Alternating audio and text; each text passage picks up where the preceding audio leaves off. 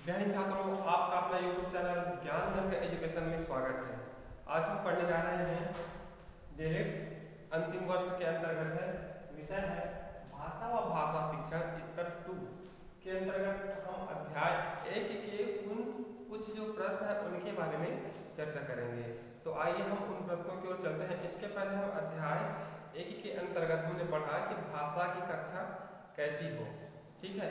तो उनके अंतर्गत हमने जाना कि किस प्रकार भाषा की कक्षा हो, साथ ही साथ उनसे संबंधित अन्य और पहलुओं को जाना कि किस प्रकार भाषा की कक्षा में क्या क्या हो, साथ ही साथ उनमें कौन कौन सी पुस्तकों का समावेश हो, यह भी जाना।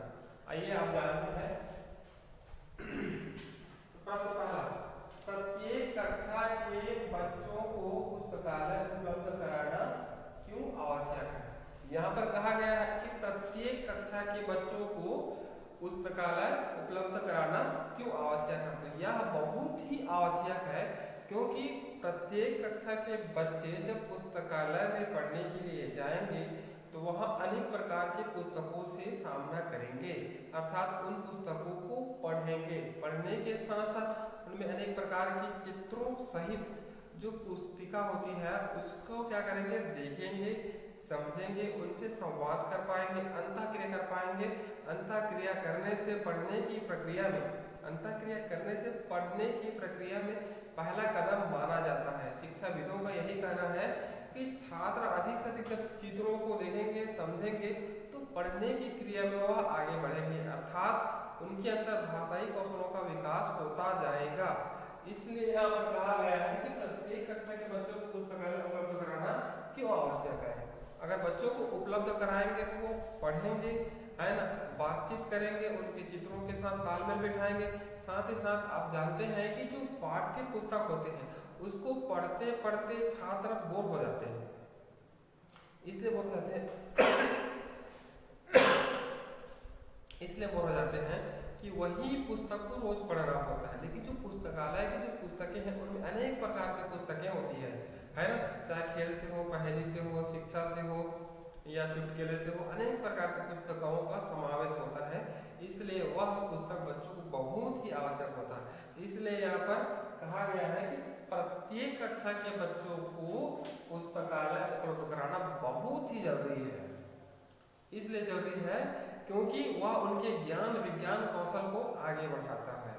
इसलिए जरूरी है कि वह भाषाई क्षेत्र में दक्षता प्राप्त करता है। इसलिए जरूरी है कि उनको और अन्य चीजों की जानकारी प्राप्त करना है। इसलिए और जरूरी है कि उनको और नवीन ज्ञान की प्राप्ति होती है। इसलिए और जरूरी है कि वह उनके ज्ञान को और विस्तार देता है। इस प्रकार कह सकते हैं कि प्रत्येक कक्षा में पुस्तकालय की सुविधा उपलब्ध हो। आइए अब चलते हैं दूसरा, सचित्र पुस्तकें बच्चों को आकर्षित करती हैं, समझाइए। इस प्रकार कह सकते हैं कि सचित्र पुस्तकें अर्थात यहाँ पर समझिएगा, सचित्र अर्थात चित्र वाली पुस्तकें बच्चों को बहुत ही आकर्षित करती है, समझाइए। तो आप सभी जानते हैं आपके जो पाठ्य पुस्तक होते हैं उसमें कम ही चित्र होते हैं, या यूं कहें तो वो चित्र उनके मन को भाता होता नहीं है। इसलिए नहीं भाता है क्योंकि उनको वो रोज देखता है, रोज उनके बारे में जानता है। लेकिन जो सचित्र पुस्तकें जो पुस्तकालय में होती है ना, उनसे देखने के बाद क्या होता है, वह उनसे संबंध स्थापित करता है। एक प्रकार से क्या करता है, बातचीत करता है, आपसी बातचीत करता है कि ये कर रहा है, ये कर रहा है, बाला खेल रहा है, बालक उसको मार रहा है, यहाँ पर पेड़ है। इस प्रकार से वह चित्र से क्या करता है, बातचीत करता है, और बातचीत करके क्या करता है, वह अपनी कौशलों का विकास करता है ना। इसके पहले हमने जाना कि भाषाई कौशल क्या क्या है। भाषाई कौशल के अंतर्गत हमने सुनना, बोलना, पढ़ना, लिखना के बारे में सुना। तो इस प्रकार क्या है, उस क्षेत्र में वह अंतःक्रिया करते हुए सचित्र अर्थात चित्र वाली पुस्तकों से वह बातचीत करता है तो वह पढ़ने की दिशा में पहला कदम होता है ना, जिनसे पढ़ने की कौशल का विकास होता है ना। तो इस प्रकार पुस्तकालय में अनेक प्रकार की पुस्तकें होती है, चाहे वह सामने वाले रंग बिरंगे चित्र हो या उसके बीच में, ठीक है। तो यह कक्षा 1 के लिए ही नहीं है, बल्कि यह अन्य कक्षाओं के लिए भी ज्यादा फायदेमंद है ना। उसमें हम संबंध स्थापित है ना, कि चित्र वास्तविक में कह क्या रहा है ना। तो इस प्रकार जहाँ पर हम पढ़ नहीं पाते, हम उनको चित्रों के माध्यम से पढ़ने का प्रयास करते हैं, इसलिए जो पढ़ नहीं पाते हैं उन बच्चों के लिए बहुत ही आवश्यक है। तो इस प्रकार कह सकते हैं कि सचित्र पुस्तकें बच्चों को बहुत ही आकर्षित करती है, बच्चे उसमें टूट पड़ते हैं देखने के लिए, उनको छूने के लिए उनको तरसते हैं। इस प्रकार कह सकते हैं कि जो सचित्र पुस्तकें बच्चों को बहुत ही आकर्षित करती है। नेक्स्ट आइए, बाल पुस्तकालय। बाल पुस्तकालय कैसे संचालित की जाती है? तो बाल पुस्तकालय संचालित करने के लिए एक शिक्षक की आवश्यकता होगी, शिक्षक के साथ साथ बहुत सारे बच्चों की। मान लीजिए यह कक्षा बाल पुस्तकालय कक्षा है, ठीक है, तो इसको संचालित करने के लिए एक विशेष नियमावली की आवश्यक है।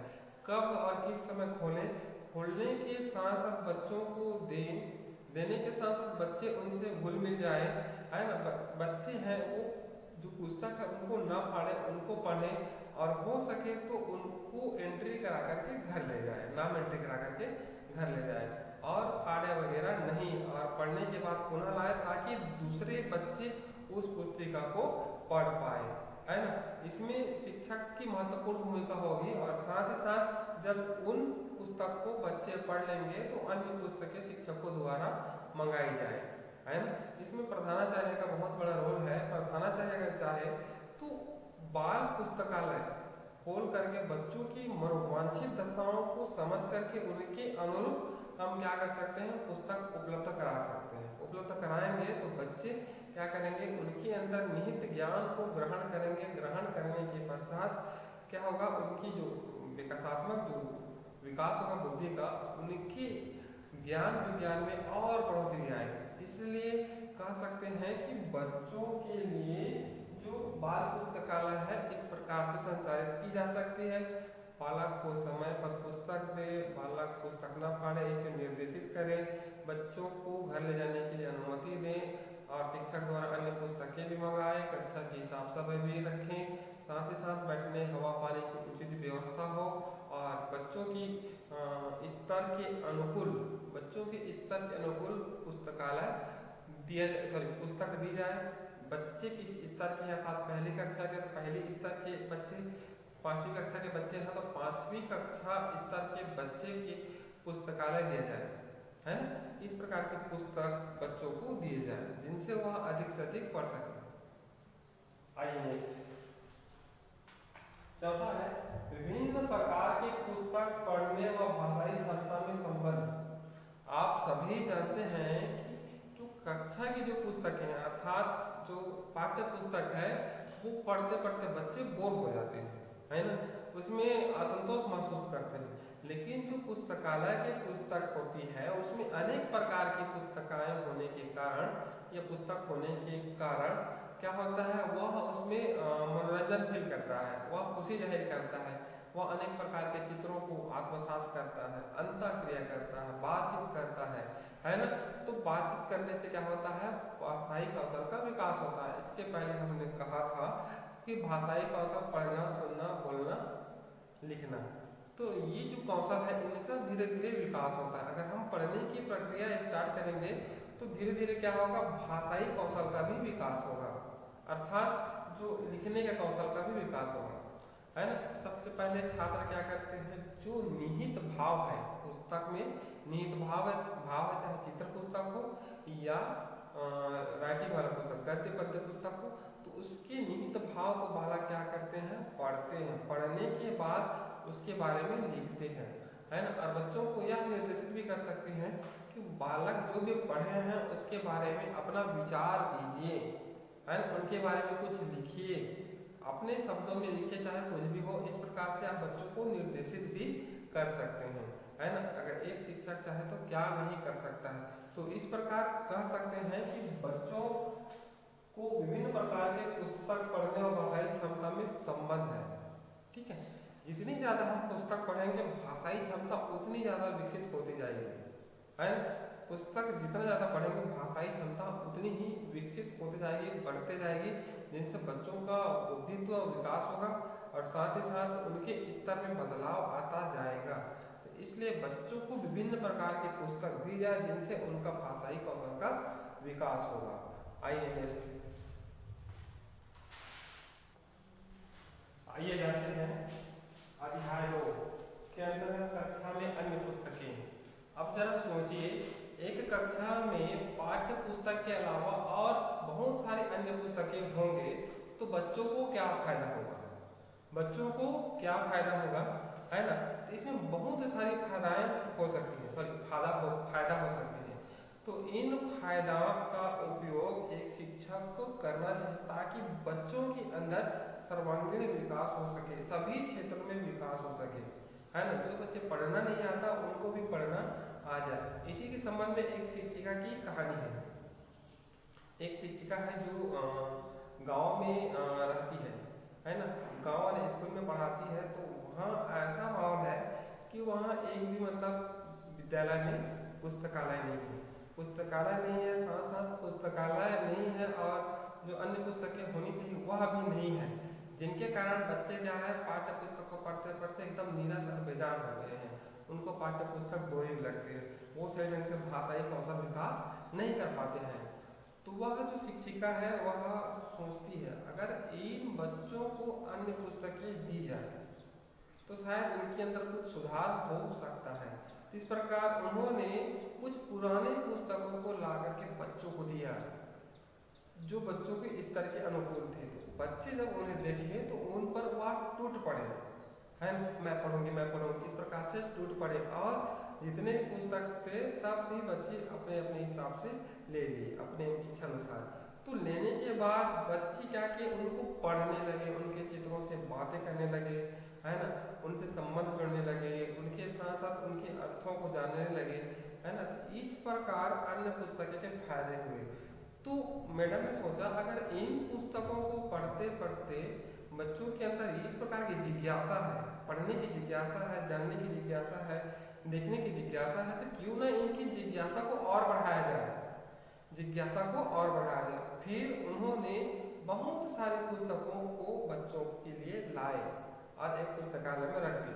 फिर बच्चे जैसा मन चाहे वैसा पुस्तक पढ़ते थे, पढ़ने के बाद उसको वही रख देते थे। अगर जो पुस्तक घर ले जाना होता था उसको एंट्री करा करके घर ले जाते थे। इस प्रकार बच्चों के अंदर पढ़ने की ललक बढ़ने लगी, साथ ही साथ उनके लेखन शैली का भी विकास होते गया।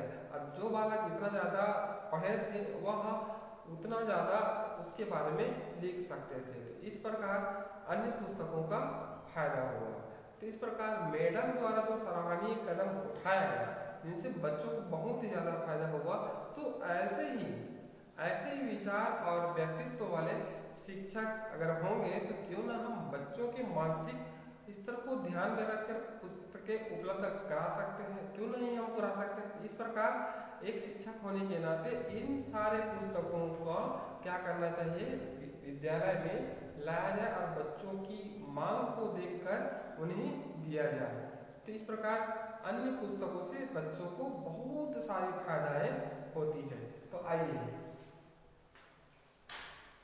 पहला है, एक प्रकार से प्रश्न है, दिगर किताब से क्या लाभ होता है? दिगर माने अन्य किताब से क्या लाभ होता है? कहने तात्पर्य है कि पाठ्य पुस्तक के अलावा जो और अन्य किताब है उनसे बच्चों को क्या फायदा होगा?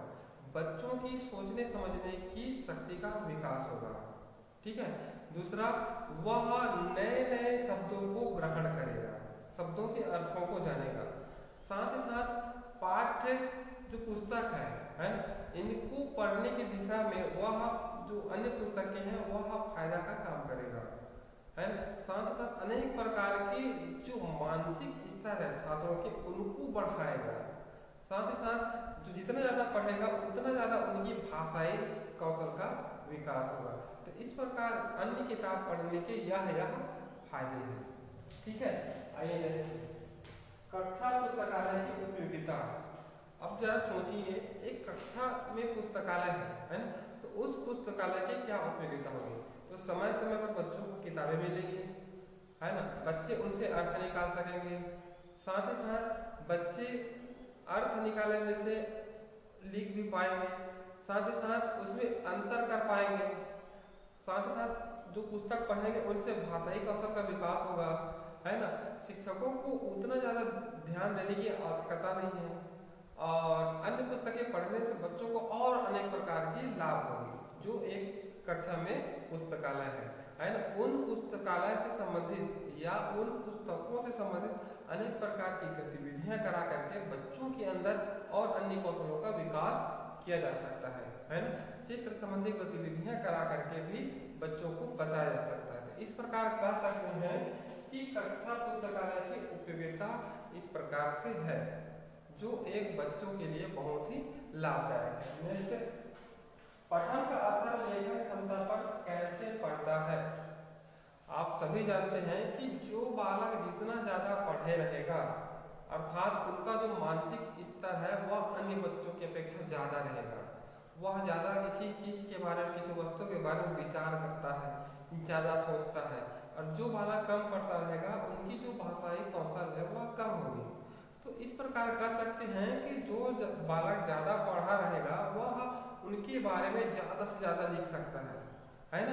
तो इस प्रकार कहा गया कि पठन का असर लेखन क्षमता पर भी दिखाई देता है। ठीक उसी प्रकार हम परीक्षा में ज्यादा पढ़े रहते हैं तो हम उस प्रश्न का उत्तर ज्यादा से ज्यादा लिखते हैं, अगर पढ़े नहीं रहते हैं तो उसके बारे में हम लिख ही नहीं पाते। इस प्रकार कह सकते हैं कि पठन का असर लेखन क्षमता पर भी दिखाई देता है। आइए देखते भाषा विकास में क्लोज टेस्ट की भूमिका है ना। ये एक प्रकार का शोध है। इस प्रकार शोध है, इसमें यह देखा गया कि लगातार 2 साल तक पढ़ रहे बच्चों के भाषाई क्षमता को जांचा गया कि ये 2 साल तक पढ़ रहे हैं तो क्या वास्तविक में सही ढंग से पढ़ रहे हैं या नहीं पढ़ रहे हैं, इसी को जांचा गया। और जांचने के बाद कुछ निष्कर्ष सामने आया। तो आइए जानते हैं क्या जांचा गया। लगातार 2 साल तक पढ़ रहे बच्चों के मानसिक स्तर अर्थात भाषाई कौशल को जांचने का एक तरीका अपनाया, जिसमें कुछ वाक्य थे, वाक्य में कुछ खाली स्थान थे, है ना, और खाली स्थान को भरना होता था। ठीक है, उदाहरण के लिए देखते हैं। राम एक अच्छा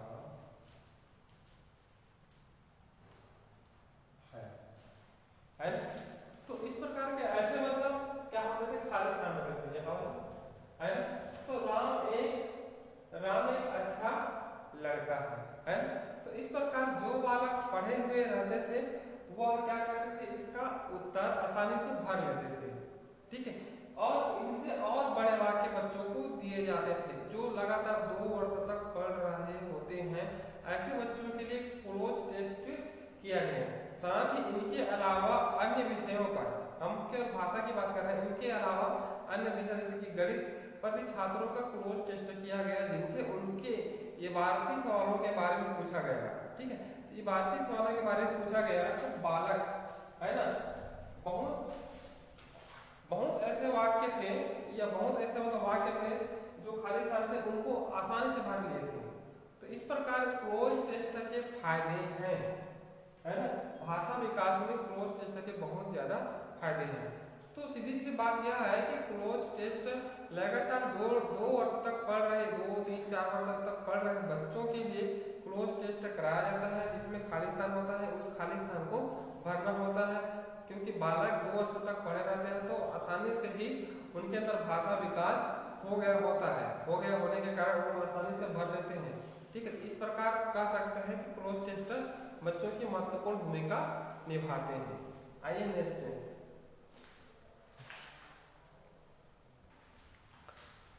आइए जानते हैं बाल साहित्य संकलन करते समय सावधानियां।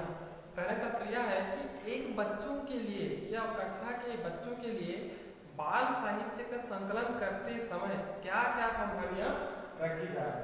तो पहला है मनोवैज्ञानिक स्वाभाविक रुचि का ध्यान रखा जाए कि बालक की मनोवैज्ञानिक स्थिति को ध्यान में रखकर, उनकी स्वभाव को ध्यान में रखकर बाल साहित्य का संकलन करना चाहिए, अर्थात पुस्तकालय में बाल साहित्य को लाना चाहिए। ठीक है, नेक्स्ट आइए दूसरा, पाठ्य पुस्तक की प्रतियां पर्याप्त संख्या में हो।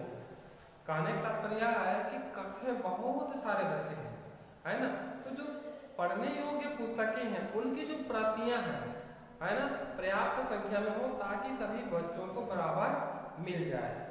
नेक्स्ट है सामान्य ज्ञान मनोरंजन करे, है ना, मतलब हम उसकी मनोवैज्ञानिक स्थिति को ध्यान में रखकर हम पाठ्य पुस्तक का संकलन कर रहे हैं। तो देखिए इसमें कहा गया है सामान्य ज्ञान मनोरंजन करे, अर्थात कुछ ऐसी सामान्य जानकारी हो जो बच्चों के लिए बेहतर साबित हो, साथ ही साथ उनकी मनोरंजन कर सके, है ना, उनको मजा आए, उनको खुशी महसूस हो। ऐसे ऐसे बाल साहित्य को क्या करना चाहिए, लाना चाहिए। नेक्स्ट आइए मुख्य पृष्ठों की छपाई आकर्षक हो। अब इसमें कहा गया है कि मान के चलिए कोई पुस्तक है ना, कोई पुस्तक है, आप ही का एक पुस्तक में लिखते हैं, तो इसका जो मुख्य पृष्ठ है, ये वाला जो पृष्ठ है आकर्षक हो, अर्थात ऐसे ऐसे चित्रों का समावेश हो जो बच्चों को आकर्षित करे। ठीक है। नेक्स्ट है चित्र छपाई स्तर अनुकूल हो, अर्थात जो पुस्तक में, पुस्तक के बाहर या पुस्तक के अंदर जो चित्र और छपाई है वो स्तर के अनुकूल हो, पहली कक्षा के बच्चों के लिए सरल हो, है ना, इस प्रकार से वो क्रम से बढ़ाते बढ़ाते चले स्तर को। इस प्रकार कह सकते हैं कि जो छपाई हो आकर्षक हो, अच्छे हो और उनके स्तर के अनुकूल हो, ताकि बच्चे उस चित्र को समझ सके।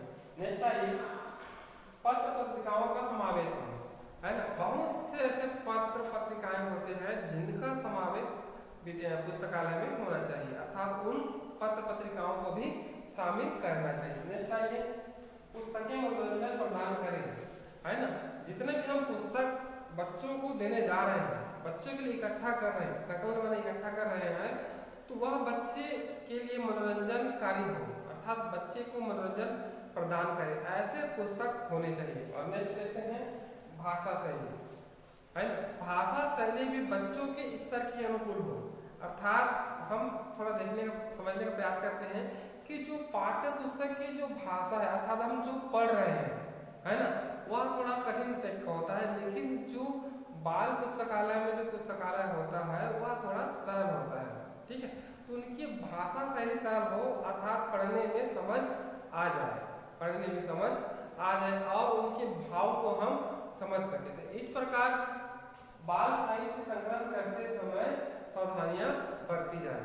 यहाँ पर बाल साहित्य का तात्पर्य यह है कि बाल मनोविज्ञान को ध्यान में रखकर बच्चों के लिए जो बनाई जाती है, निर्माण की जाती है, उसी को बोलते हैं बाल साहित्य। बाल मनोविज्ञान को ध्यान में रखकर बच्चों के लिए जो साहित्य निर्माण की जाती है उसे बोलते हैं बाल साहित्य। आइए अब जानते हैं संकलित बाल साहित्य के महत्व, है ना। अब हमने ये संकलन कर लिए हैं, है ना, इसके अनुरूप हमने संकलन कर लिए हैं। ठीक है, तो जो संकलन किए हैं उन बाल साहित्य का महत्व क्या है, आइए जानते हैं।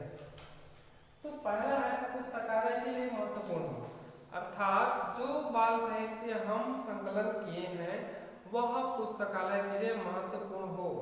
तो अक्सर यह होता है कि जो एक ही प्रकार की जो पुस्तक होती है उतना ज़्यादा महत्वपूर्ण नहीं होती है, लेकिन जो अनेक प्रकार की जो पुस्तकें होती है, अनेक शैली में होती है, अनेक विधाओं में होती है, जैसे कहानी, नाटक, उपन्यास, पहेली, चित्र पहेली, अनेक प्रकार की जो पुस्तकें होती है वह बहुत ही महत्वपूर्ण होती है, बहुत ही लाभकारी होती है। इस प्रकार का सकते हैं कि वह विद्यालय के लिए ज़्यादा महत्वपूर्ण साबित होगा।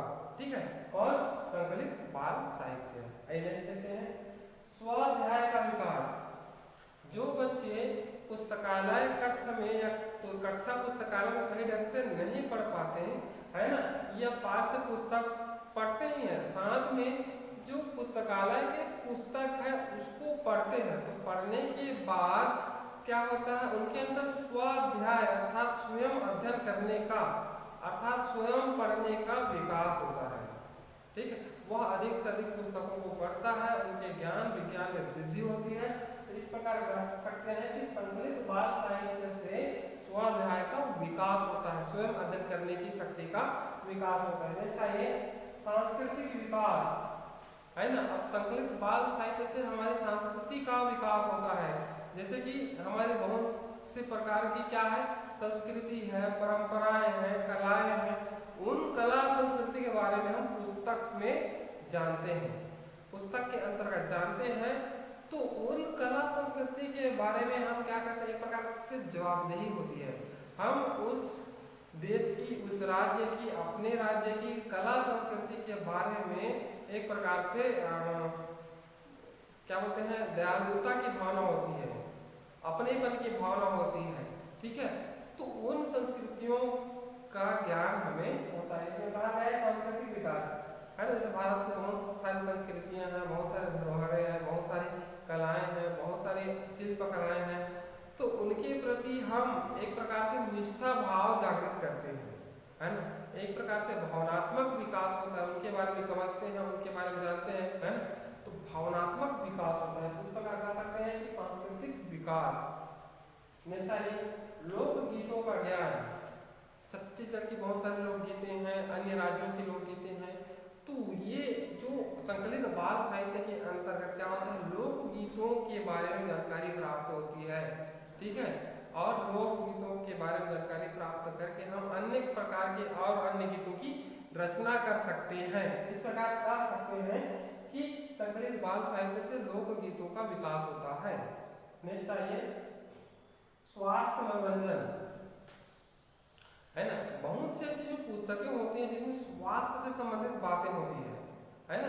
स्वास्थ्य से संबंधित बातें होती हैं, जैसे कि हमें लहसुन खानी चाहिए, प्याज कितनी मात्रा में खानी चाहिए, हमें यह बनाना चाहिए, हमें कैसा भोजन करना चाहिए, हमें किस प्रकार के क्या करना चाहिए, स्वास्थ्य से संबंधित वहाँ पर बातें होती हैं, उनके बारे में जानकारी होती है। इस प्रकार कह सकते हैं कि स्वास्थ्य से संबंधित बातें इसमें होती है संकलित बाल साहित्य। अब आते हैं मनोरंजन की बातें।